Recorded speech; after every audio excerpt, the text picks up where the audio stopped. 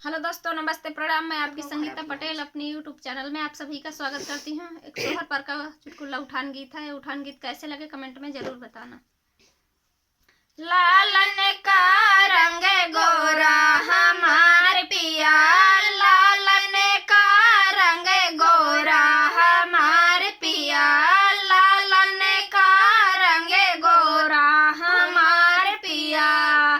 ना मोरे ससुरे में सासू गोरी, ना मोरे ससुरे में सासू गोरी, ना मोरे मई के मम्मी हमार पिया, ना मोरे मई के मम्मी हमार पिया।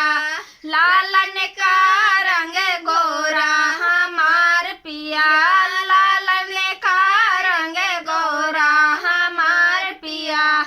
ना मोरे ससुरे में जठनी गोरी, ना मोरे ससुरे में जठनी गोरी, ना मई के माँ भाभी हमार पिया, ना मई के माँ भाभी हमार पिया। लालन का रंग गोरा हमार पिया, लालन का रंग गोरा हमार पिया। ना मई के माँ मोरे, ना मोरे मई ससुरे मननदी गोरी, ना मोरे ससुरे मननदी गोरी, ना मई के माँ बहना हमार पिया, ना मई के माँ बहना हमार पिया।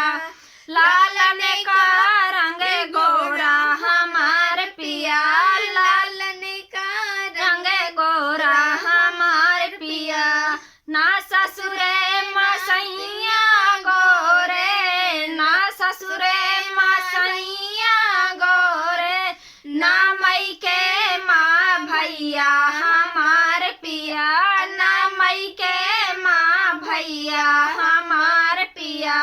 लालन का रंग गोरा हमार पिया, लालन का रंग गोरा हमार पिया। कैसे लगे सोहर पर का उठान गीत कमेंट में जरूर बताना।